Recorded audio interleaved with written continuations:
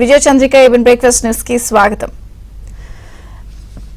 దుర్యోధనుడు, దుశ్శాసనుడు, శకుని, కర్ణుడు వీళ్ళ నలుగురిని మహాభారతంలో ఏమంటారో చాలా మందికి తెలుసు, అయినా కూడా నేను చెప్పే ప్రయత్నం చేస్తాను.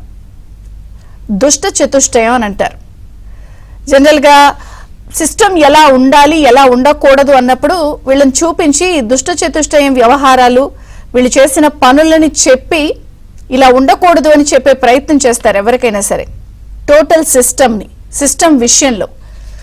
ఎందుకంటే ఏపీలో గత జగన్మోహన్ రెడ్డి పాలన ఒక్కసారి మనం వెళితే సహజ వనరులను ఏ స్థాయిలో దోపిడీ చేశారు, ఏ స్థాయిలో అవినీతికి అంటకాగారు, ఏ స్థాయిలో దోచుకున్నారు, ఏ స్థాయిలో పంచుకుని కనీసం తాము అధికారులం అన్న విషయాన్ని కూడా మర్చిపోయి సర్వీస్ అధికారులం అన్న విషయాన్ని అయితే ఇక పూర్తి స్పృహలోకి వదిలేసి కేవలం కరప్షన్ కి కేర్ ఆఫ్ అడ్రస్ గా మారిపోయినటువంటి అధికారుల బాగోతాలు ఇప్పుడు కూటమి ప్రభుత్వం వచ్చిన తర్వాత బయటకు వస్తున్న అంశాలు, నిగ్గుతేలుతున్నటువంటి అంశాలు చూస్తే మాత్రం నిజంగా మహాభారతంలో ఉన్నటువంటి ఈ దుష్ట చతుష్టయం కూడా ఏ మాత్రం సరిపోరు. వాళ్ళని మించే, అసలు వీళ్ళంతకు మించే అన్నట్టే ప్రవర్తించారు. ఎందుకంటే 1000 కోట్ల కుంభకోణాలకు పాల్పడ్డారు, సిస్టమ్ ని భ్రష్టు పట్టించేశారు. అసలు మహా అయితే దోపిడీ అన్నప్పుడు మనం ఒక 10 కోట్లు 20 కోట్ల దోపిడీయే తప్పు, దోపిడీ అన్నప్పుడు 10 కోట్లు 20 కోట్లను వింటూ ఉంటాం. కానీ ఈ సర్వీస్ అధికారులు డెప్యుటేషన్ పై వచ్చి 4 అంకెలు 5 అంకెల దోపిడీకి పాల్పడ్డారు. 3000 కోట్లు, లేకపోతే వాళ్ళకి సంబంధించి 4000 కోట్లు, 7000 కోట్లు, అంటే ఏ నెంబర్ చూసినా కూడా బయటపడుతున్న అంశాలు కానీ ఇవన్నీ కూడా 4 అంకెల విషయంలో కోట్లు ఉంటున్నాయి, ఒకటో రెండో కాదు. అంటే ఎందుకు ఈ స్థాయిలో ప్రవర్తించారు అన్నదైతే అసలు ఎవరికి అర్థం కావట్లా. అంటే జగన్ పాలనలో అవినీతికి వంతపాడిన అధికారులకి ఏసీబీకి రంగంలోకి దిగి రికార్డులు స్వాధీనం చేసుకుని అసలు బయటపడుతున్న అంశాలు చూస్తుంటే అసలు ఎవరికైనా సరే గత 5 ఏళ్ళు అనేది నిజంగా ఒక చీకటి వ్యవహారం లాగానే అనిపిస్తోంది. ఎందుకంటే ఈ సర్వీస్ అధికారుల్లో కూడా రకాలు ఉన్నారు. అంటే ఇప్పుడు నేను అన్నట్టు ఈ దుష్ట చతుష్టయం అనేది కూడా ఒక రకం ఉంది. వాళ్ళు నలుగురు కూడా మహాభారతంలో ఉన్న నలుగురు కూడా ఏ మాత్రం వీళ్ళ ముందు సరిపోరు. ఐఏఎస్ దుష్ట చతుష్టయం, ఐపీఎస్ దుష్ట చతుష్టయం, డెప్యుటేషన్ పై వచ్చిన దుష్ట చతుష్టయం, సీఎంఓలో ఉన్నటువంటి దుష్ట చతుష్టయం, ఇలా ఒక్కొక్క అంకానిగా తీసుకుంటే అసలు నిజంగా వాళ్ళు కూడా వీళ్ళ ముందు వీళ్ళ వ్యవహారం చూస్తే వాళ్ళు కూడా బలాదురు అసలు.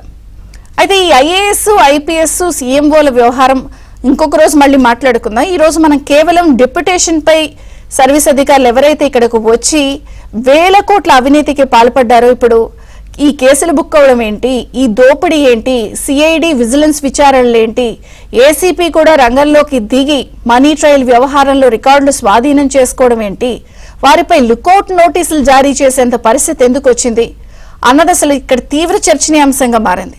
ప్రధానంగా ఈ డెప్యుటేషన్ పై వచ్చినటువంటి 4 దుష్ట చతుష్టయం గురించి అయితే ఆంధ్రప్రదేశ్ లో విపరీతమైన చర్చ. అందులో మొదటి వ్యక్తి ఉంటారు వెంకటరెడ్డి. ఈయన గురించి అసలు ఖచ్చితంగా మాట్లాడుకోవాలి. 2020 నుంచి 24 వరకు ఈయన మైనింగ్ వ్యవహారాలపై పూర్తి స్థాయిలో ఇప్పుడు ఏసీబీ దృష్టి పెట్టింది. నిన్న కూడా వారికి సంబంధించిన వ్యవహారాలన్నీ రికార్డులు స్వాధీనం చేసుకుని అన్ని మనీ ట్రయల్ అన్ని దృష్టి పెట్టింది. యాక్చువల్గా ఇతను 2020 కోస్ట్ గార్డ్ సర్వీస్ నుంచి వచ్చి ఈయనకి 2 పోస్టులు ఇచ్చారు, స్పెషల్ సెక్రటరీ అని ఇచ్చారు, అలాగే మైనింగ్ వీటన్నిటికీ సంబంధించి ఏపీఎండిసి డైరెక్టర్ గా కూడా ఇచ్చారు. పోనీ ఇచ్చిన 2 పోస్టులకైనా న్యాయం చేశారా అంటే అడ్డగోలుగా 800 బకాయిలు ఉన్నటువంటి జేపీ వెంచర్స్ కి ఎన్ఓసి ఇచ్చారు, ప్రభుత్వ ఖజానాకి నష్టం పరిచారు, బ్యాంక్ గ్యారంటీల్లో గోల్మాల్, వెస్ట్రన్ యూరో ఎగ్జిమ్ బ్యాంక్ అని చెప్పి ప్రైవేట్ బ్యాంక్ కి ఇచ్చి గ్యారంటీ ఇచ్చి కోట్ల రూపాయలని స్వాహా చేశారు. ఇసుక ఖనిజ సంపద మొత్తం అయితే ఇందాక నేను అన్నాను కదా 1, 2 లేదా 2 అంకెల కోట్లు కాదు, 19,137 కోట్ల రూపాయలు నష్టం. కేవలం ఇసుక ద్వారానే 7,000 కోట్ల రూపాయల నష్టం. అన్ని 4 అంకెలు 5 అంకెలు 1000 కోట్లలో ప్రభుత్వ ఖజానాకి గండి, అడ్డగోలు దోపిడీ, స్వాహా, గ్యారంటీలు, ఎన్ఓసీలు ఇచ్చేయటాలు, సహజ వనరులని ఈయన హయాంలో కొల్లగొట్టినంత ఏ స్థాయిలోనూ కొల్లగొట్టలేదు. ఇవన్నీ నేను మీకు స్క్రీన్ మీద చూపిస్తున్న డెప్యుటేషన్ అధికారులు ఎవరెవరు ఏ శాఖలో ఎలా స్కామ్లు కుంభకోణాలకు పాల్పడ్డారన్నది స్క్రీన్ లో మీకు నేను చూపించే ప్రయత్నం చేస్తున్నాను. అదంతా టోటల్ లిస్ట్, కానీ ఒక 4 ప్రస్తుతానికి నేను శాంపిల్ గా చెప్తున్నాను ఇంట్రొడక్షన్ లో. మిగిలినవన్నీ కూడా మీరు స్క్రీన్ లో చూడొచ్చు. అదంతా కూడా టోటల్ లిస్ట్. వీళ్ళందరూ డిప్యుటేషన్ పై వచ్చిన వాళ్లే. ఎవరెవరు ఎప్పుడొచ్చారు, ఎక్కడి నుంచి వచ్చారు, ఏ శాఖలో ఎంతెంత దోచుకున్నారు, ఇదంతా క్లియర్ లిస్ట్. డిప్యుటేషన్ పై వచ్చిన అధికారుల వివరాలు, వాళ్ళు వచ్చినది, కేసు నమోదైంది, వాళ్ళు దోచుకునేవి. బట్ నేను నలుగురువే శాంపిల్గా చెప్తున్నాను.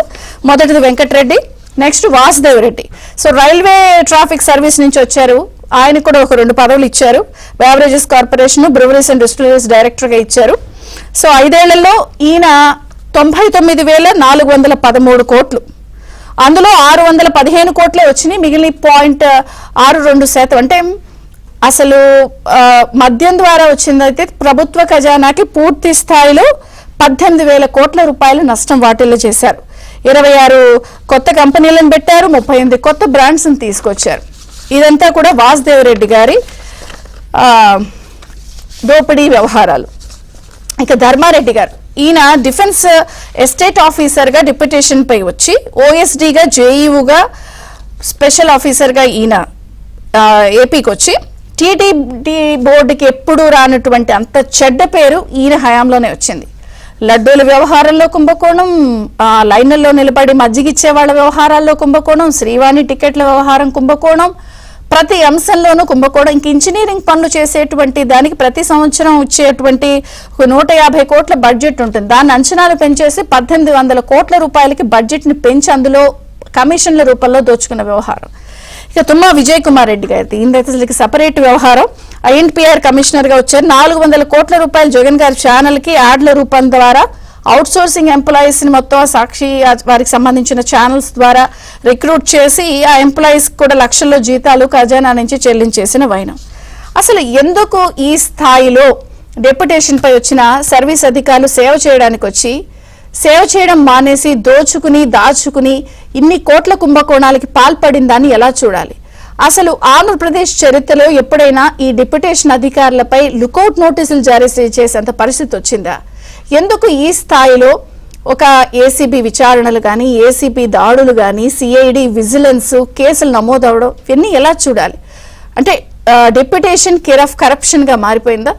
ప్రస్తుతం ప్రభుత్వం, మరి కూటమి ప్రభుత్వం ఎలా వ్యవహరిస్తోంది, ఎలా సిస్టమ్ సెటరేట్ చేస్తుంది, వీళ్ళందరిపై ఎటువంటి చర్యలు తీసుకుంటోంది?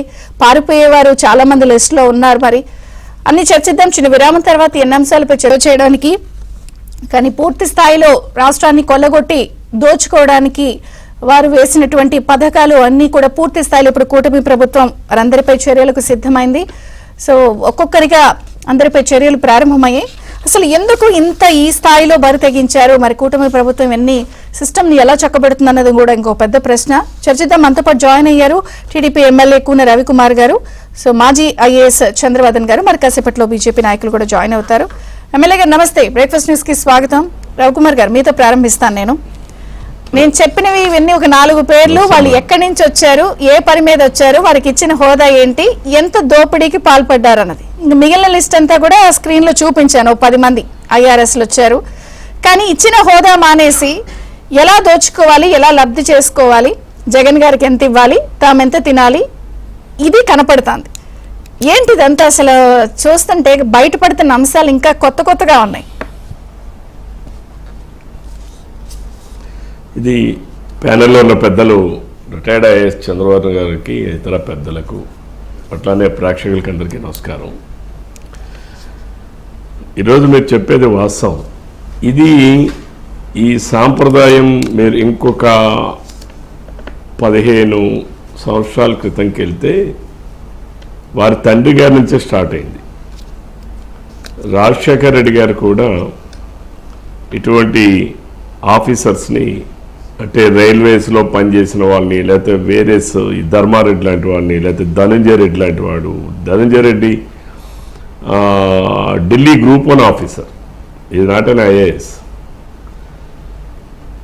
అటువంటి వ్యక్తిని రాష్ట్రానికి తీసుకొచ్చి, ఉమ్మడి రాష్ట్రంలో తీసుకొచ్చి ధనంజయ రెడ్డికి ఐఏఎస్ కన్ఫర్డ్ చేయడం కోసం ఆ రోజు గ్రేటర్ హైదరాబాద్లో అడిషనల్ కమిషనర్గా ఆయన్ని ఆ పోస్ట్లో వేసి, అంటే ఆయనకి ఆ పోస్ట్ అసలు క్యాడర్ ప్రకారం ఇవ్వడానికి లేదు, అటువంటి పోస్ట్లో వేసి దాని తర్వాత కన్ఫర్మేషన్ కూడా ఐఏఎస్ కన్ఫర్మేషన్కి పంపించారు. అంటే ఇటువంటి సాంప్రదాయాల్ని, ఇటువంటి పరిస్థితుల్ని ఆ రోజు జగన్మోహన్ రెడ్డి గారు ఆ రోజు రాజశేఖర రెడ్డి నుంచే ప్రారంభమైంది. అది అలాగా కొనసాగుతూ జగన్మోహన్ రెడ్డి గారి కాలంకి వచ్చేసరికి, అంటే ఎందుకు చెప్పానంటే అది గతంలో తండ్రి చేశారు, ఇప్పుడు కొడుకు చేశారు, వారసత్వాన్ని నిలబెట్టాడు జగన్మోహన్ రెడ్డి. ఆ జగన్మోహన్ రెడ్డి కాలంలో కూడా ఏం జరిగిందంటే ఇటువంటి అధికారులందరినీ తీసుకొచ్చి వీళ్ళైతే చెప్పినట్టుగా ఉంటారని, అడ్డగోలుగా నిర్ణయాలు తీసుకోవచ్చని, ఏ నిర్ణయం తీసుకున్నా ప్రశ్నించకుండా అమలు చేస్తారని, జగన్మోహన్ రెడ్డి వీళ్ళందరూ కూడా మేము సేవ చేస్తామని వచ్చి సేవ ముసుగులో దోపిడీ చేయొచ్చని, విచ్చలవిడితనంగా ప్రవర్తించవచ్చని ఒకే ఒక్క ఆలోచనతోనే వీళ్ళందరూ వచ్చారు. వీళ్ళందరూ కూడా ఒకసారి చూడండి మేడం, అందరూ కూడా సామాజిక వర్గ పరంగా చూసుకుంటే అందరూ రెడ్డిలే ఉన్నారు. చూడండి, ఎస్ రమణారెడ్డి, ఈయన ఇక్కడ 2 రకాలైనటువంటి కేటగిరీస్ ఉన్నారు. చంద్రిక్ గారు 2 రకాల కేటగిరీస్ అధికారులు, ఈ వచ్చిన అధికారులు. కొందరు ఇన్స్టెంట్గా చేసేటటువంటి దోపిడీ, అంటే సపోజ్ వాసుదేవరెడ్డి కావచ్చు, వెంకటరెడ్డి కావచ్చు, మైన్స్ నుంచి వీటి నుంచి. ఇప్పుడు రమణారెడ్డి చేసింది ఏంటంటే దశాబ్దాల దోపిడీ. దశాబ్దాల దోపిడీకి అవకాశం ఇచ్చాడు. దశాబ్దాలు అంటే రేపు ఫ్యూచర్ జనరేషన్ ఒక 20-30 సంవత్సరాలు, ఒక 3 దశాబ్దాల వరకు ఆ దోపిడీని మనం అరికట్టలేము. ఎందుకంటే ఆయన చేసింది పీపీఎల్ రద్దు అనేటటువంటిది చేసి, ఆ తర్వాత వైసీపీ కంపెనీలు ఏవైతే ఉన్నాయో షిరిడి సాయి ఎలక్ట్రికల్స్ అని, అట్లానే ఇంకేవో ఒక 3-4 కంపెనీలకి రాష్ట్రంలో అదానీ గ్రూప్స్ కానీ లేకపోతే ఇంకో గ్రూప్స్ కానీ వీటన్నిటి కూడా ఒక 30-40 సంవత్సరాల వరకు ఈ పవర్ ప్రాజెక్ట్స్లో వేల ఎకరాలు వాళ్ళందరికీ దారాదత్తం చేసి దశాబ్దాలు దోపిడీ కూడా జగన్మోహన్ రెడ్డికి కట్టబెట్టారు. ఇవన్నీ కూడా ఏంటంటే క్విట్ ప్రోకో అనే దాన్ని ఆ రోజు తండ్రి అధికారాన్ని అడ్డం పెట్టుకొని చేశాడు. ఈరోజు జగన్మోహన్ రెడ్డి తనే ముఖ్యమంత్రి అయిన తర్వాత క్విట్ ప్రోకోని తనే నేరుగా చేశాడు. అప్పుడు ఇప్పుడు జరిగింది కూడా ఓన్లీ క్విట్ ప్రోగ్రామే జరిగింది ఆంధ్రప్రదేశ్ రాష్ట్రంలో తప్ప పరిపాలన అంటే కానీ సంక్షేమం అంటే కానీ ఏమీ లేకుండా జరిగిందనడానికి గత 5 సంవత్సరాలు జగన్మోహన్ రెడ్డి వైఎస్ఆర్సీపీ ప్రభుత్వం చాలా తేటతెల్లంగా ఉంటుంది. ఇది నేను అనుకుంటా మా కూటమి ప్రభుత్వం కూడా ఇప్పటికీ 2.5 నెలలు అయింది. ప్రజలు ఎదురు చూస్తున్నారు. ప్రజలు చాలా ఆత్రంగా ఉన్నారు. ఎంత ఆత్రంగా ఉన్నారంటే ఎందుకు ఈ దోపిడీని బయట పెట్టడం లేదు, ఇంకా ఈ ప్రభుత్వం ఎందుకు చర్యలు తీసుకోవడం లేదు, ఈ ప్రభుత్వం ఎందుకు మేనమేషాలు లెక్క పెడుతున్నారు, ఈ ప్రభుత్వం ఇంకా ఎందుకు స్పీడ్గా గవర్నెన్స్ ఇవ్వలేకపోతా ఉన్నారు అని ప్రజలు చాలా ఆత్రంగా ఎదురు చూస్తున్నారు. అందుకనే నేను ఈ అవినీతిని అరాచకాలని అరికట్టడం కోసమే మరో స్వతంత్ర పోరాటం అనేటటువంటిది, మరో స్వేచ్ఛ కోసం అనేటటువంటిదే నిన్న జరిగినటువంటి ఎన్నికల ఫలితాలు మనకు చూపించినటువంటి ఎన్నికల ఫలితాలు అవి. దానిని అందుకోవాల్సినటువంటి పరిస్థితి కూటమి ప్రభుత్వానికైతే ఉంది. ఎట్టి పరిస్థితుల్లో కూడా దాన్ని చేస్తున్నాం. ఇంకా గేరప్ చేయాల్సినటువంటి అవసరం అయితే ఉంది. ఎందుకంటే ప్రజలు చాలా ఆత్రంగా ఎదురు చూస్తున్నారు. ఈ దోపిడీ ప్రజలకు అర్థమైంది, కానీ ఏ రకంగా చేశారు, ఎంతలా చేశారు, దీంట్లో ముందున్న వాళ్ళు ఎవరు, వెనకున్న సూత్రధారులు ఎవరు, పాతదారులు ఎవరు, ఇది ఎన్ని ఏళ్లకు నష్టం జరగబోతా ఉంది జగన్మోహన్ రెడ్డి దోపిడీ, రాబోయే 20 సంవత్సరాల, రాబోయే 30 సంవత్సరాల, రాబోయే 40 సంవత్సరాల, అంటే 2 తరాల 3 తరాలకి ఈ నష్టం జరుగుతుంది అనేది ప్రజలు తెలుసుకోవాలని ఆత్రంగా చూస్తూ ఉన్నారు. అలాగే మీరు ఇలా చెప్పారు తుమ్మా విజయ్ కుమార్ రెడ్డి, సాక్షి పేపర్కే 430 కోట్లు, బహుశా సాక్షి పేపర్ మొత్తం అంతా 430 కోట్లు రాదేమో. ఓన్లీ అడ్వర్టైజ్మెంట్స్ రూపంలోనే ఒక సాక్షి పేపర్కి అసలు అన్ని పేపర్లు, అన్ని సర్క్యులేషన్స్ ఉన్న పేపర్లు అన్నింటినీ ఛానల్స్ని గట్టి పక్కన పెట్టి వాళ్ళు ఇష్టారాజ్యంగా చేయడం. అట్లానే ధర్మారెడ్డి ఈరోజు కొత్తగా రాలేదు మేడం. మీరు ఒక్కసారి 15 సంవత్సరాల క్రితం మీరు వెనక్కి వెళ్తే, ఒకసారి మీ ఏబిఎన్లో కూడా వెనక్కి వెళ్ళండి. వెనక్కి వెళ్తే ఈ ధర్మారెడ్డి అనే అతను ఆ రోజు కూడా ఆయన అండర్ సెక్రటరీ, కనీసం ఆయనకి ఎలిజిబిలిటీ లేనటువంటి పోస్ట్కి ఆ రోజు అక్కడ వేశారు టీటీడీలో. ఇక్కడ మీరు గమనించాల్సింది ఏంటంటే వీళ్ళెవరూ కూడా ఆ కేటగిరీ ఆ పోస్టులకు ఏదైతే ఇప్పుడు సపోజ్ ఏపీ ఎండిసి కావచ్చు, లేకపోతే డైరెక్టర్ మైన్స్ అండ్ జియాలజీ కావచ్చు, లేదా ప్రిన్సిపల్ సెక్రటరీ మైన్స్ కావచ్చు, లేకపోతే ఆయన ఎవరో వాసుదేవరెడ్డి ఏకంగా మైన్స్ కమిషనర్, రెగ్యులేటరీ కమిషనర్, అన్నీ అతనే. వీళ్ళెవరూ కూడా ఆ పోస్టుకి ఎలిజిబిలిటీ కానీ ఆ గ్రేడ్ ఉన్నటువంటి వ్యక్తులు కారు వీళ్ళు, అయినా తీసుకొచ్చి ఆ పోస్టులు వేశారు. అంటే అండర్ క్వాలిఫికేషన్ ఉన్నటువంటి వాళ్ళని తీసుకెళ్లి ఆ నియామకాలు చేసి యథేచ్ఛగా దోపిడీ చేయాలి, మేము స్వామి కార్యం స్వకార్యం రెండూ నెరవేర్చుకోవచ్చు అనేటటువంటి ఒక దుర్బుద్ధితోనే ఈ రాష్ట్రానికి వీళ్ళందరూ వచ్చారు. దేవి ధర్మారెడ్డి, డి వాసుదేవరెడ్డి, విజి వెంకటరెడ్డి, చిలకల రాజేశ్వర రెడ్డి, ఆయన చిలకల రాజేశ్వర రెడ్డి గారు ఇంకా స్పెషల్ గా ఐఆర్ఎస్ గా వచ్చారు. కానీ అప్పుడు మీరు ప్రతిపక్షంగా ఉన్నప్పుడు మీరు ఎవరెవరు ఏ వ్యాపారాలు చేస్తున్నారు, మీకు డబ్బులు ఎలా వస్తున్నాయి, ఇవన్నీ టార్గెట్ చేసి మరి ఇంటెలిజెన్స్ ద్వారా రిపోర్ట్స్ ఇచ్చారు కదా, మిమ్మల్ని టార్గెట్ చేయాలి, అరెస్టులు చేయాలి, మీరు కూడా అయ్యారు కదా. ఇప్పుడు వీళ్ళందరూ చేసింది ఏంటంటే మేడం, వ్యవస్థని కుప్పకూల్చారు. ఇక్కడ మాకు నష్టం చేశారు, మా ఆర్థిక లావాదేవీలు కావచ్చు, మా వ్యాపారం, మేము న్యాయబద్ధంగా చట్టబద్ధంగా వ్యాపారాలు చేశాం. నేను ఈరోజు 25 సంవత్సరాలు నేను గ్రానైట్ వ్యాపారం చేస్తాను. నేను ఈ రోజు వరకు కూడా ఒక చిన్న ఇది కూడా లేదు. అంటే నేను అధికారంలో ఉన్ననాడు ఉంది, అధికారంలో లేనినాడు ఉంది, శాసనసభ్యుడిగా గెలిచినాడు చేశాను, శాసనసభ్యుడిగా గెలవనాడు చేశాను, రాజకీయాల్లోకి ఎంట్రీ రాకముందు చేశాను. ఎప్పుడు కూడా చట్టబద్ధంగా వ్యాపారం చేశాం. చట్టాన్ని ఎక్కడా కూడా మేము ఎక్కడా కూడా దాన్ని దుర్వినియోగం చేయాలి. న్యాయబద్ధంగా చేశాం, ధర్మబద్ధంగా చేశాం. వ్యాపారాన్ని కూడా దోపిడీ ఎక్కడా చేయలేదు. కానీ జగన్మోహన్ రెడ్డి అనేటటువంటి వ్యక్తి, మీరు చూడండి, ఈ 10 పేర్లు నేను చూస్తూ ఉంటే అన్నీ కూడా ఒక సామాజిక వర్గానికి సంబంధించినటువంటి వాళ్ళే.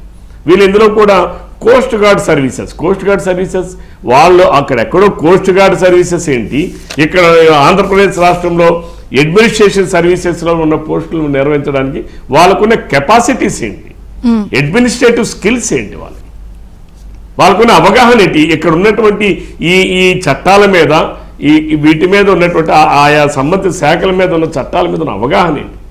ఆ వెంకటరెడ్డి ఎంత దారుణాలు చేశాడంటే, మీరు చెప్పింది జేఏపీ వెంచర్స్కి ఒక ఏదో బ్యాంక్ గ్యారంటీస్ వెనకే ఇచ్చాడంటారు. అది కాదు అసలు. నేను ఒక చట్టపరంగా నేను వ్యాపారం చేస్తున్నాను, గ్రానైట్ మైనింగ్ని. నేను కూడా ఎన్నో అప్లికేషన్స్, మైనింగ్లో ఫస్ట్ కమ్ ఫస్ట్ ఉంటుంది. నేను అప్లికేషన్ చాలా పెట్టాను. నేను అన్నీ కూడా ప్రాసెసింగ్ అంతా కంప్లీట్ చేసి LOI లెటర్ ఆఫ్ ఇండెంట్కి నా అప్లికేషన్స్ 2019 ఫిబ్రవరిలో వెళ్తే 2019 నుంచి 2022 కొత్త పాలసీ, ఆక్షన్ పాలసీ వచ్చేంత వరకు నేను తెలుగుదేశం పార్టీకి సంబంధించిన వ్యక్తిని చెప్పి నా లెటర్ ఆఫ్ ఇండెంట్స్ ఏవి ఇవ్వకుండా, ఈవెన్ నా గ్రానైట్ రెన్యూల్స్ కూడా చట్టబద్ధంగా నేను అన్ని చెల్లించి చేయకుండా ఆక్షన్ పాలసీని తీసుకొచ్చి, అంతకుముందు ఎవరైతే వైసీపీకి సంబంధించిన వాళ్ళు పెద్దిరెడ్డి లేదా జగన్మోహన్ రెడ్డి, ఆ ధనంజయ రెడ్డి, వీళ్ళ అవినీతికేమో ఇచ్చేసినటువంటి వాళ్ళు ఎవరైతే ఉంటారో 536 ఇండివిజువల్ గ్రానైట్ లీజెస్ LOIs ఇచ్చారు. ఫర్ ఎగ్జాంపుల్ ఇక్కడ నా దగ్గర కూడా తమ్మినేని సీతారాం కొడుకు పేరు మీద ఇచ్చారు. వాళ్ళు అప్లికేషన్ ఎప్పుడు పెట్టారు, ఎప్పుడు ప్రాసెసింగ్ చేశారు, నేను ఎప్పుడు అప్లికేషన్ పెట్టాను. అంటే అసలు ఏది కూడా అంతకుముందు చాలా సిస్టమ్ ఉండేది.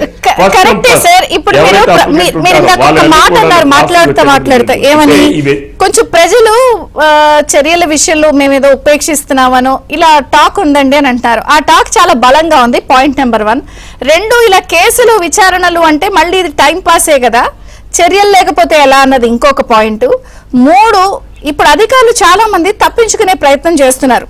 సో ఇప్పుడు ఈయనే అనుకుందాం మనం, వెంకటరెడ్డి గారు, ఆయనపై లుకౌట్ ఇచ్చారు, డెప్యుటేషన్ పై మొన్న అయిపోయింది టైం అనే టైంలో ఆయన తప్పించుకునే ప్రయత్నం చేస్తే మీరు వెళ్ళకూడదు, ఎక్కడికి దాటని చెప్పి ఆదేశాలు ఇచ్చారు. లుకౌట్ ఇచ్చే పరిస్థితి వచ్చింది.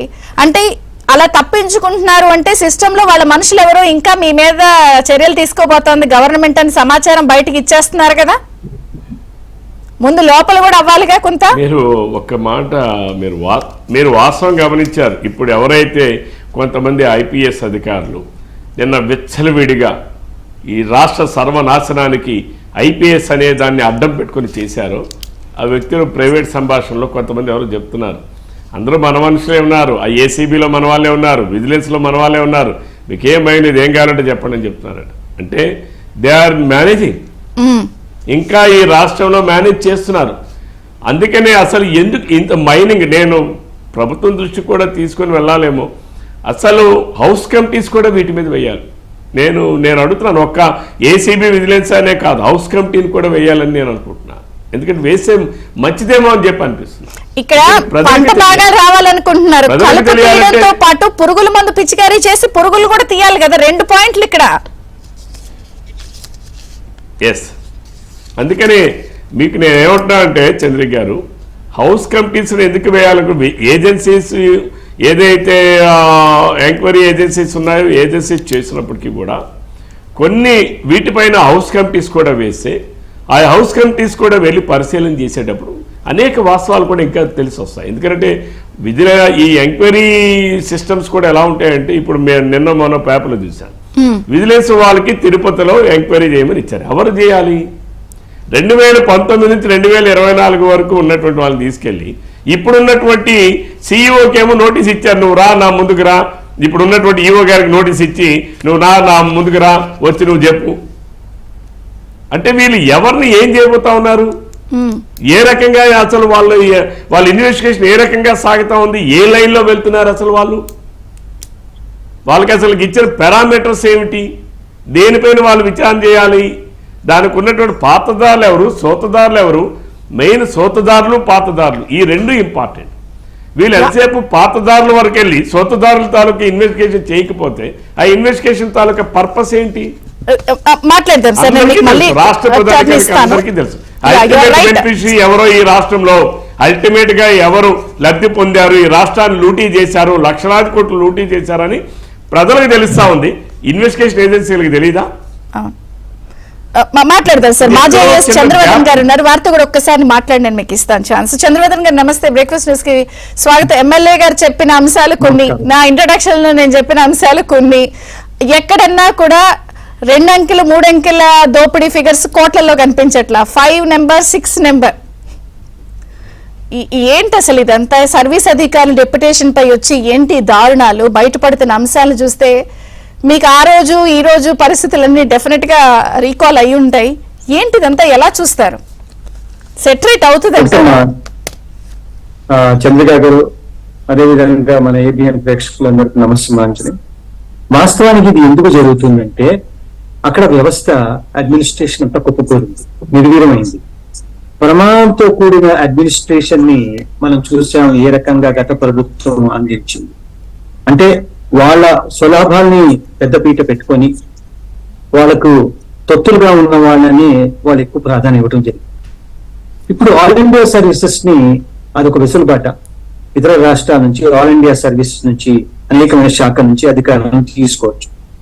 గతంలో ఏంటంటే కొన్ని నిష్ణాతులను తీసుకునేవాళ్ళు, వాళ్ళకి ఆ శాఖ పట్ల ఒక అపారమైన అనుభవం, ఎక్స్పర్టీస్ ఉంటే వాళ్ళని ఎంపిక చేసేవాళ్ళు. కానీ అరుదైన విషయం ఇది.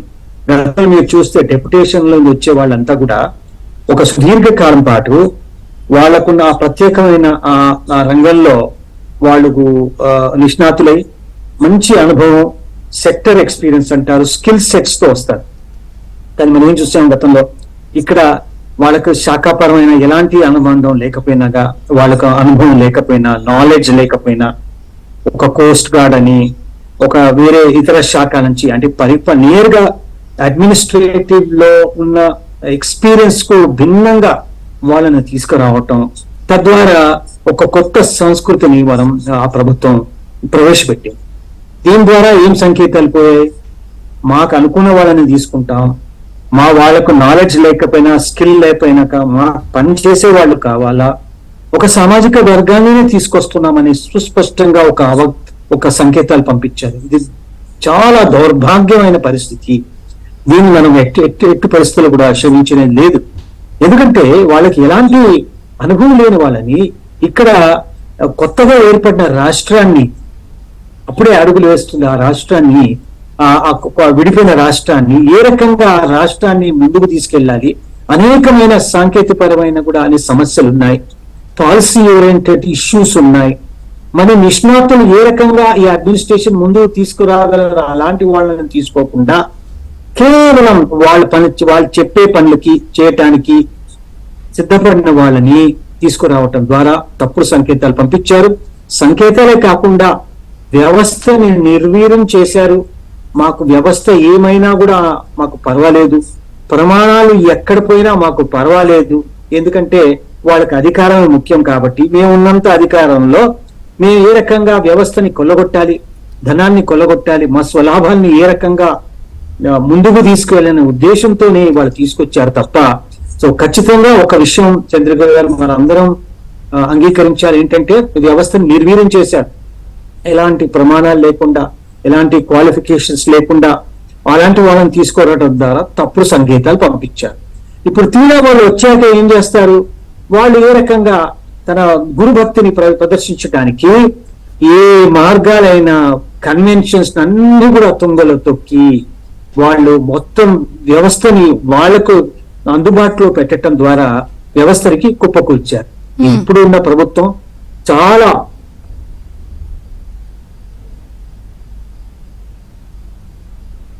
సార్ చెప్పండి, ఫ్రీజ్ అయినట్టుంది. ఫ్రీజ్ అయింది. మనతో పాటు బీజేపీ నుంచి రమేష్ నాయుడు గారు కూడా జాయిన్ అయ్యారు. రమేష్ మాట్లాడే ఏ రకంగా నిర్వహణ చేశారు. ఇంకోటి విషయం ఏంటంటే, ఇలాంటి అధికారులు, అర్హత లేని అధికారులను డిప్యూటేషన్ తీసుకోవడం ద్వారా వాళ్ళకి రూల్స్, అదే స్టేట్ రూల్స్, అదే విధంగా మన అక్కడ ఉన్న పాలసీ ఓరియంటేషన్, పాలసీ అనుభవం లేనప్పుడు కింద స్థాయి అధికారులు కూడా ఇష్టానుసారంగా ప్రవర్తిస్తారు. ఈ వ్యక్తులు వచ్చిన వాళ్ళకి ఎలాంటి అవగాహన లేదు. Rules, secretariat rules and procedures all India services కు భిన్నంగా ఉంటుంది. మరి ఆ స్కిల్ సెట్ లేనప్పుడు, ఆ నాలెడ్జ్ అండ్ ఎక్స్పీరియన్స్ లేనప్పుడు, gainful knowledge and experience, relevant experience లేనప్పుడు కింద వాళ్ళు కూడా ఆసరాగా తీసుకొని వీళ్ళ ద్వారా అన్ని తప్పులు చేయించే అవకాశం. సో రాజకీయ నాయకులు ఇలాంటి సార్, మీరు ఐఏఎస్ గా చేశారు, ఆ సిస్టమ్ నుండే వచ్చారు. మరి ఇన్ని కేసులు లుకౌట్ల వరకు సర్వీస్ అధికారులపై ఎప్పుడైనా, నాకు తెలిసి అయితే నేను ఇప్పుడు ఉన్నాను జాబ్ లో, ఎక్కడా కూడా ఇంత లుకౌట్లు వచ్చేంత వచ్చేసింది ఆ పరిస్థితి. అది చాలా దౌర్భాగ్యమైన పరిస్థితి అండి. ఎక్కడ కూడా ఇలాంటి పరిస్థితి ఉత్పన్నం కాలేదు ఆంధ్రదేశంలో తప్ప. ఎందుకంటే లుకౌట్ వరకు ఎందుకు వచ్చారంటే, మీరు దేనికైనా సిద్ధం అండి. వీళ్ళు చేసిన అవినీతితో పాటు క్రిమినల్ యాక్షన్లు చేశారు. కాబట్టి ఆ క్రిమినల్ ఎంత సివియారిటీ ఆఫ్ క్రిమినల్ యాక్షన్ ఉందంటే వాళ్ళని ఆన్సరబుల్ చేయాలి, వాళ్ళని చట్టం మీద తీసుకురావాలి. వాళ్ళ దోషులుగా నిలబెట్టడం కాకుండా వాళ్ళు రేపు చట్టంలో ఉన్న ప్రివెన్షన్ ఆఫ్ కరప్షన్ యాక్ట్ అన్ని ప్రొవిజన్స్ ఉన్నాయి, వాటిని వాళ్ళ మీద అమలు చేసే విధంగా వాళ్ళని తీసుకురావాలి, వాళ్ళ ఇన్వెస్టిగేషన్ కు రావాలి. కానీ పారిపోవటం అనేది చాలా దౌర్భాగ్యమైన పరిస్థితి. ఎక్కడ కూడా కనివిని కేవలం ఎకనామిక్ అఫెండర్స్ పారిపోతారు, వీళ్ళు క్రిమినల్స్ లాగా ప్రవర్తిస్తున్నారు, ఎకనామిక్ అఫెండర్స్ లాగా చేస్తారు. ఒక ఐఏఎస్ ఐపీఎస్ అవ్వాలంటే మీరు ఎంత ట్రైనింగ్ తీసుకుంటారు, ఎన్ని హార్డ్షిప్స్ దాటి వస్తారు. ఇంత దారుణం ఏంటండి? ఇప్పుడు నాకు ఎమ్మెల్యే గారు అన్నారు 3 దశాబ్దాల దోపిడీ, 5 సంవత్సరాల దోపిడీ కాదు, 30 ఏళ్ళకి సరిపడా దోపిడీ, 5 అంకెలు 6 అంకెల వేల కోట్ల.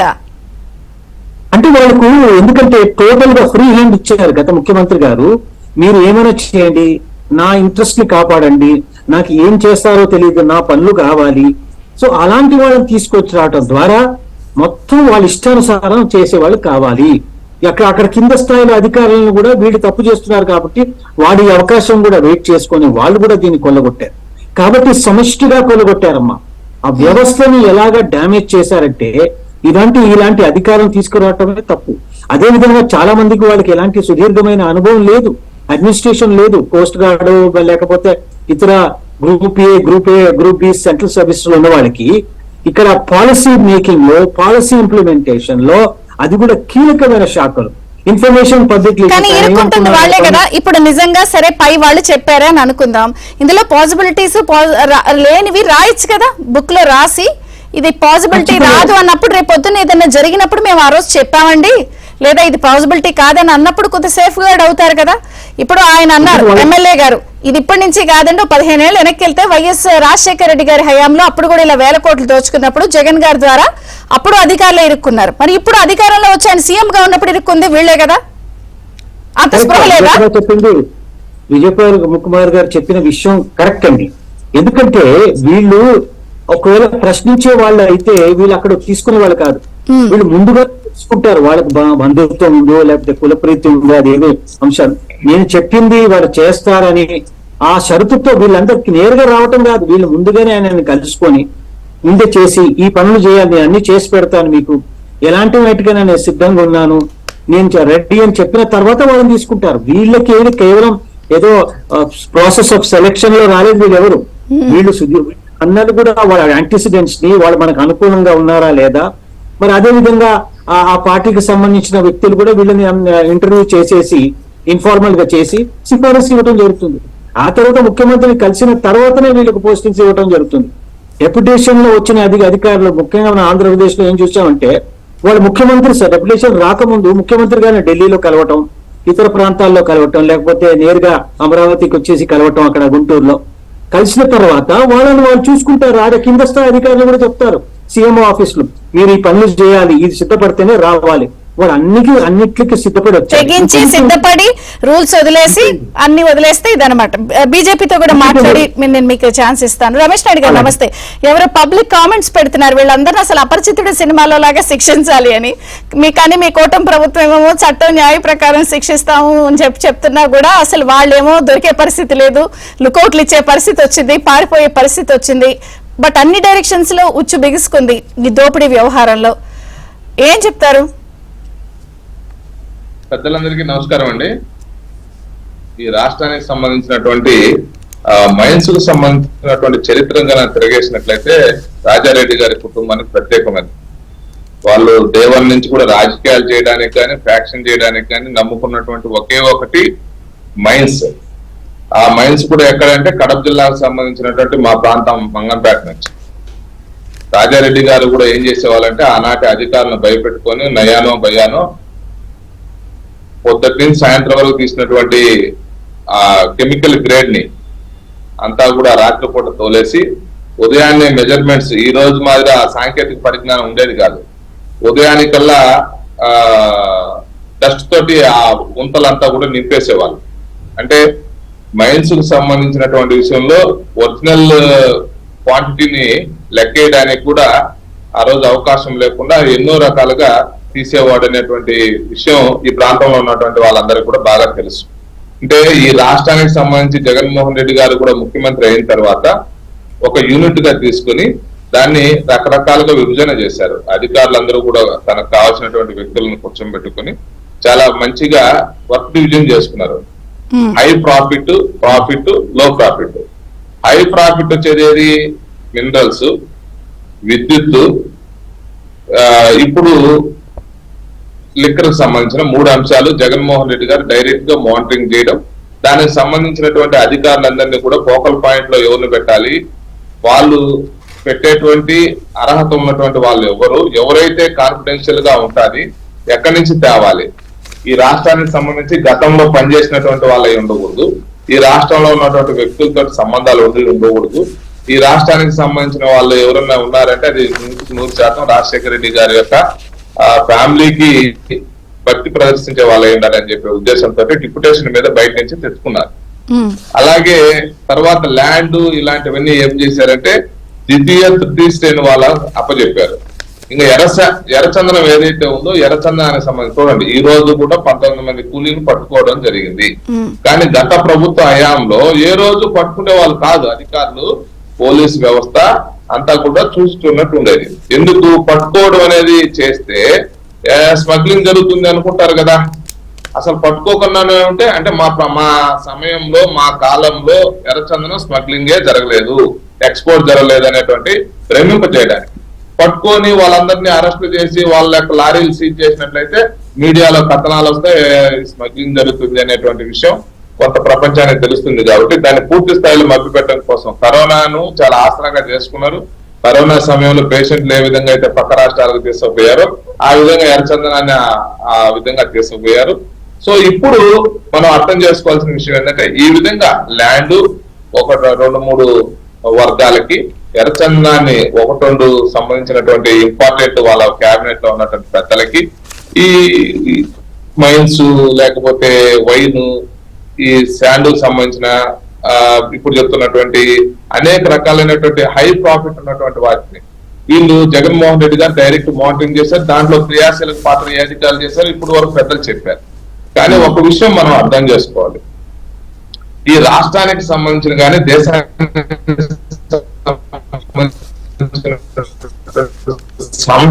సంపద ఏదైతే ఉందో భవిష్యత్తు తరాల కోసం ఆపాల్సినటువంటి అవసరం.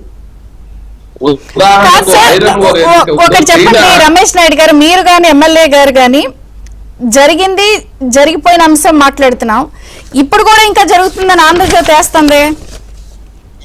ఇప్పుడు మా ఆంధ్రజ్యోతి కూటమి ప్రభుత్వంలో ఉన్నతాధికారులను మేనేజ్ చేసి అంతా బాగుందని నివేదికలు ఇప్పించేస్తున్నారు. అప్పుడు చీకట్లో జరిగింది, ఇప్పుడు ఓపెన్ గా జరిగిపోతుంది. ఇంకా చర్యలు వీళ్ళు గట్టిగా తీసుకోవట్లేదు. అంటే ఇప్పుడు విచారణలు చేసి కేసు బుక్ చేసినంత మాత్రాన ఈ 5 ఏళ్ళు కాకపోతే ఇంకొక 5 ఏళ్ళు విచారణ వాళ్ళు కోర్టుకు వెళ్తారు, వాళ్ళు ఇంకొకటి ఏదో వేస్తారు, స్టే తెచ్చుకుంటారు. మరి రికవరీ మాట ఏంటి, ప్రజల సొమ్ము ఏంటి? ఇందులో సిబిఐ లాంటి పెద్ద ఏజెన్సీలు రావాల్సిన అవసరం ఉంది. మీరు సెంటర్ లో ఉన్నారు, ఏం చేస్తారు? ఎవరు ఎక్కడున్నా చట్టానికి లోపడే వ్యవస్థల ద్వారానే పని చేయించాలి. ఆ వ్యవస్థల్లో ఉన్నటువంటి వ్యక్తులు ఎవరైతే ఉన్నారో వాళ్ళందరినీ పొల్యూట్ చేశారు. ఒకరినా ఇద్దరినా పెద్ద స్థాయి నుంచి కింది స్థాయి వరకు పొల్యూట్ చేసి పెట్టారు. మీకు ఒక విషయం చెప్తాను. ఎన్నికల సమయంలో ఒంగోలు పల్నాడుకు సంబంధించినటువంటి ఇన్సిడెంట్ లో ఎస్పీ డైరెక్షన్ ఇచ్చినా కూడా క్షేత్రస్థాయి అధికారులు పనిచేయలేదు. అంటే ఎవరు ఫీల్డ్ లో పనిచే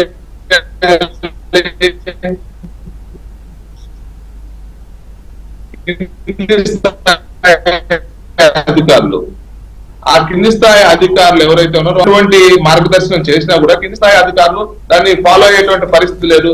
అటని ఎస్పీనే పోయి కానిస్టేబుల్ పనో ఎస్ఐ పనో సిఐ పనో చేయలేడు కదా. అలాగే ఈ రాష్ట్రానికి సంబంధించిన వ్యవస్థలన్నింటినీ కూడా నిర్వీర్యం చేశారు. వ్యవస్థల్లో తన మనుషులందరినీ కూడా చాలా చాకచక్యంగా పెట్టారు.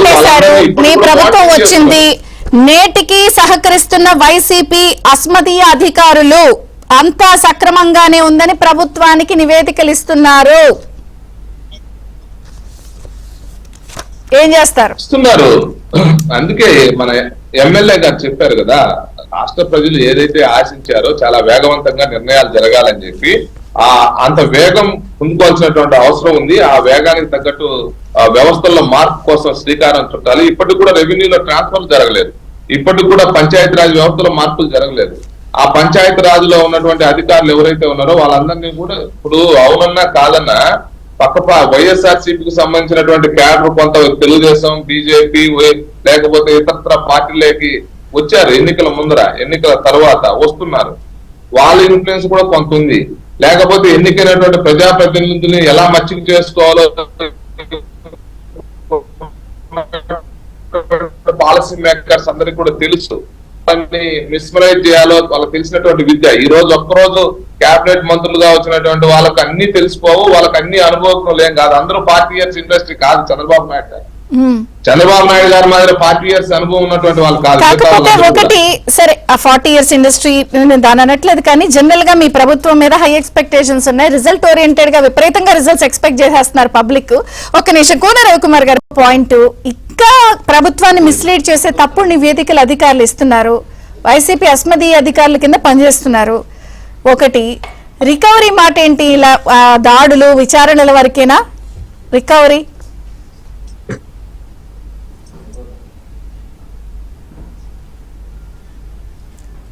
ఎమ్మెల్యే గారు. ఇప్పుడు చంద్రిక్ గారు, ఇక్కడ 2 అంశాలండి. ఒకటి దోపిడీదారులను పట్టుకోవడం, పట్టుకున్న దోపిడీదారుల నుంచి దోపిడీని రికవరీ చేయడం. ఇక్కడ ఏమవుతుందంటే, ఫర్ ఎగ్జాంపుల్ జగన్మోహన్ రెడ్డి గారు ఉన్నారు. తండ్రి అధికారాన్ని అడ్డం పెట్టుకుని 1,00,000 కోట్ల రూపాయలు దిగమింగాడని ఆ రోజు మేము చెప్పాం, న్యాయస్థానాలను ఆశ్రయించాం, కోర్టు కేసులు ఇవన్నీ మనకు తెలిసిందే. 43,000 కోట్ల రూపాయలు అని చెప్పి సిబిఐ వాళ్ళు, ఈడీ వాళ్ళు ఛార్జ్ షీట్లు ఫైల్ చేశారు. జగన్మోహన్ రెడ్డి కోర్టుకు వెళ్ళడానికే ఇంకా 12 సంవత్సరాలు. ఇప్పటికీ 2012 నుంచి 2024 అంటే ఒక పుష్కర కాలం దాటిపోయింది. ఇంకా అవి ఎప్పుడు విచారణ జరుగుతాయి, ఎప్పుడు రికవరీకి ఇచ్చేస్తారు, ఎప్పుడు ఆస్తులు అటాచ్మెంట్ చేస్తారు, ఎప్పుడు ఈ రాష్ట్రానికి ఆ ఆస్తులు సంక్రమించబడతాయి. ఎందుకంటే జగన్మోహన్ రెడ్డి దోచుకున్నటువంటి డబ్బులు ఏంటంటే ఏదో 1000 కోట్లు లేదా 100 కోట్లు కాదు, లక్షల కోట్లు. ఎందుకంటే మళ్ళీ ఇంక దీని మీద అంతర్రాష్ట్రమైనటువంటి వివాదాలు కూడా సంభవించవచ్చు. రేపు తెలంగాణ వాళ్ళు జగన్మోహన్ రెడ్డి దోపిడీలో అప్పుడు ఉమ్మడి రాష్ట్రంలో దోచుకున్నారు కాబట్టి ఇందులో షేర్ ఆఫ్ ఇది మాకు కూడా వస్తాయని చెప్పానంటే ఇవి ఎన్ని దశాబ్దాలు దాటుతాయి, యుగాలు దాటుతాయో తెలియదు. ఇప్పుడు ప్రజలు ఏం కోరుతా ఉన్నారంటే, ఈ ఏజెన్సీస్ ప్రజల తాలూకు ఆలోచన చాలా స్పష్టంగా కనిపిస్తుంది. ఎవడు ఎక్కడ ఎలా దోచుకున్నాడు అనేది ప్రజలకు కనిపిస్తూ ఉంది. ఏజెన్సీలు చేసే విచారణ చేసేటటువంటి యాంగిల్ ఏదైతే ఉందో, వాళ్ళు తీసుకున్నటువంటి పారామీటర్స్ ఏవైతే ఉన్నాయో అవి డిఫరెంట్గా ఉన్నాయి. అవన్నీ కూడా ఎవరైతే వీళ్ళందరినీ కప్పిపుచ్చడానికో లేకపోతే వాళ్ళని కవర్ చేయడానికో పెట్టే విధంగా ఉన్నాయి. అందుకని నేను అంటున్నాను, ప్రజాప్రతినిధులుగా ఎన్నికైనటువంటి వాళ్ళు ఇటువంటి ఈ దోపిడీలు, వేల లక్షల కోట్ల రూపాయల దోపిడీలు కాబట్టి వీటిపైన కంపల్సరిగా విచారణ ఏజెన్సీలతో పాటుగా హౌస్ కమిటీస్ కూడా వేయాలి. ఇప్పుడు మీరు ఒక 10 డిపార్ట్మెంట్లు తీసుకున్నాం, 10 డిపార్ట్మెంట్లు కూడా వేయాలి. బహుశా ఈ ఆంధ్ర రాష్ట్రంలో జరిగినటువంటి ఈ దోపిడీని చూస్తే ఆయన ఎవరది పాపం లల్లు యాదవ్ గారు కూడా సిగ్గుపడతాడు. అరే నేనేంటి 23 కోట్లకే జైలుకి వెళ్ళిపోయానా అని. 23,000 కోట్ల రూపాయలు చేసిన జగన్మోహన్ రెడ్డి బయట ఇంత నిశ్చిగా దీనిగా ఉంటే 23 కోట్ల రూపాయలకి నేను జైలుకి వెళ్ళానని చెప్పి పాపం ఆయన దీనికి బాధపడతాడు. ఆయన ఇక్కడ ఏంటంటే ఏజెన్సీల తాలూకా విచారణ ఏజెన్సీలు చేస్తున్నటువంటి విచారణ యాంగిల్ కూడా చాలా అది కరెక్ట్గా లేదు. దీంట్లో ఏ రకంగా నష్టం జరిగింది, ఏ రకంగా దోపిడీ జరిగిందని స్టేక్ హోల్డర్స్ ని ఎవరిని కూడా వీళ్ళు పరిగణలోకి తీసుకోవట్లేదు. ఇప్పుడు వెంకటరెడ్డి ఇష్యూ ఉందండి, వెంకటరెడ్డి ఇష్యూలో అన్యాయం లేదు. మైనింగ్ రంగం దోపిడీ ఎవరు చేశారు? జగన్మోహన్ రెడ్డి, పెద్దిరెడ్డి, కొంతమంది మంత్రులు చేశారు. ఏ రకంగా చేశారు, ఎక్కడెక్కడ జరిగాయని చెప్పడానికి స్టేక్ హోల్డర్స్ సిద్ధంగా ఉన్నారు. కానీ ఏ ఏజెన్సీ కూడా స్టేక్ హోల్డర్స్ దగ్గర పోవడం లేదే, వాళ్ళు అసలు విచారణ చేయడం లేదే, అసలు సమాచారం అడగట్లేదే. ఇది కేవలం కొంతమంది ఐపీఎస్ అధికారులు ఎవరైతే ఇప్పటికీ పోస్టింగ్లు లేకపోయినా వాళ్ళు ప్రతిరోజు వెళ్ళి సంతకాలు పెడుతున్న డీజీపీ ఆఫీసులో వాళ్ళ కొనసాగల్లోనే ఇప్పటికీ ఏజెన్సీల్లో పనిచేస్తున్నటువంటి అధికారులు వాళ్ళ కొనసాగల్లోనే ఉన్నారు. వాళ్ళు విచారణ అంశాలను పక్కదో పట్టిస్తున్నారు. స్టేక్ హోల్డర్స్ ఎందుకు మీరు వాళ్ళ అభిప్రాయాలు తీసుకోవడానికో లేకపోతే ఏ రకంగా జరిగిందో వాళ్ళు ఎందుకు వాళ్ళ దగ్గర ఒపీనియన్స్ తీసుకోవచ్చు కదా. ఏ పొరపాటు జరిగాయో ఇప్పుడు నేను మైనింగ్ రంగం ఉంది, నేను చెప్పడానికి 30 సంవత్సరాల ఎక్స్పీరియన్స్ నాకు. ఒక అధికారి కన్నా నేను ఎక్కువ చెప్పగలను, ఈవెన్ ఐఏఎస్ అధికారుల కన్నా నేను ఎక్కువ చెప్పగలను. మైనింగ్ చట్టాలను చెప్పగలను, మైనింగ్ రూల్స్ చెప్పగలను, ఏ రకంగా దోపిడీ చేశారో చెప్పగలను. స్టేక్ హోల్డర్స్ ఇన్వాల్వ్మెంట్ ఎక్కడ లేదు ఇందులో. కరెక్ట్ చంద్రబాబు గారు, అసలు ఏంటిది, ఎలా కరెక్ట్ చేయాలి? ఎక్కడ లేదు అసలు. అవును, ప్రజల తాలూకు అభిప్రాయాన్ని రిఫ్లెక్ట్ చేసేటటువంటి ప్రజలు నిన్ను ఎందుకు అధికారం ఇచ్చారు?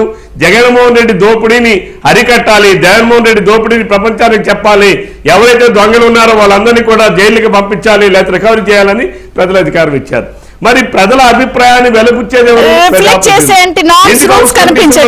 చంద్రబాబు గారు ఏంటి సొల్యూషన్? లూప్ హోల్స్ తప్పించుకుంటున్నారు. What is the permanent solution? Permanent solution మనం ఏం తొందరపడక్కర్లేదండి. ప్రతి ఆల్ ఇండియా సర్వీస్ అధికారి civil service classification rules, conduct rules ఉంటాయి. ఆ కండక్ట్ రూల్స్ లోబడి పనిచేయాలి. ఒకవేళ వాళ్ళ మీద పొరపాట్లు ఏమైనా రుజువు అయితే ఖచ్చితంగా శిక్షార్హులు అవుతారు. ఎందుకంటే వాళ్ళందరూ కూడా 35 సంవత్సరాల పాటు వాళ్ళ సర్వీస్ లో 30 నుంచి 35 సంవత్సరాల పాటు కొనసాగుతారు. కాబట్టి వాళ్ళు చేసే పొరపాట్లు ఏమంటే ఫైల్స్ లో నిక్షిప్తమై ఉంటాయి. కాబట్టి ఒకటి ముఖ్యంగా మనం చేయవలసింది ఏంటంటే వాళ్ళు చేసిన వాళ్ళ పొరపాట్ల గురించి అనుమానాలు ఏమంటే ఫస్ట్ ఆ సాక్ష్యాధారాలను సేకరించాలి ప్రభుత్వం. ఆ ఫైల్స్ అన్ని కూడా సమకూర్చుకొని ఆ ఎవిడెన్సెస్ వాళ్ళ పొరపాట్లు ఏమేమి చేశారు అవన్నీ సమకూర్చుకున్న తర్వాత ఎంక్వైరీ చేసి ఛార్జ్ షీట్ కూడా ఫైల్ చేయవలసింది. సార్, ఎంక్వైరీలోనే జగన్ గారిది 12 ఏళ్ల పుష్కర కాలమైన పాత కేసులే తేలలేదని చెప్పి ఎమ్మెల్యే గారు చెప్తున్నారు. మరి ఇంకా ఇలాగే తేలుతాయంటే మా పిల్లలు పెళ్లిళ్ళు అయిపోయినా కూడా ఇవన్నీ ఇలాగే అయ్యేదట్లేవు. అందుకోసం ఇప్పుడు మరి ఆడవాళ్ళ మీద అఘాత్యాల గురించి మనం వింటున్నాం ఏ రకంగా. అందుకో ప్రభుత్వాలు ఫాస్ట్ ట్రాక్ కోర్ట్స్ పెట్టడం ద్వారా ఇప్పుడు జగన్మోహన్ రెడ్డి గారి కేసు కూడా ఫాస్ట్ ట్రాక్ కోర్టు అనేది ఉంది. వాళ్ళు సత్వరమే దాన్ని సుప్రీంకోర్టు డైరెక్షన్స్ ఇచ్చింది. ఇలాంటి రాజకీయ నాయకుల మీద ఉన్న కేసులని 12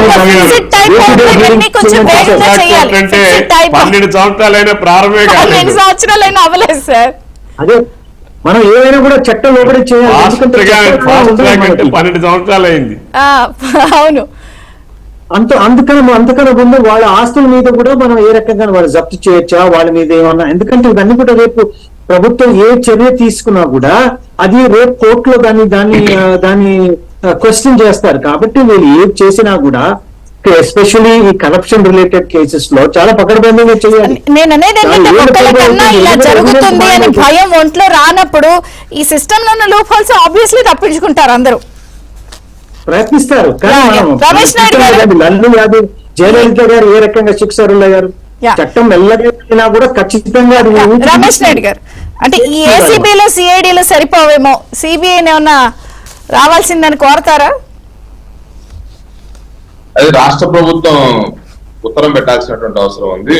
నేరుగా రంగంలో దిగడం అంటే కరెక్ట్, అదే నేను అనేది బీజేపీ కూడా సెంట్రల్ లో ఉంది కాబట్టి మీరు కొంత ఎన్నిటి మీద మీరు చంద్రబాబు వర్క్ చేస్తున్నారు నాయుడు కాబట్టి రాసినట్లయితే తప్పనిసరిగా సిబిఐ ఎంటర్ అవుతుంది. దాంట్లో సెకండ్ ఆలోచన పెట్టుకోవాల్సిన అవసరం లేదు.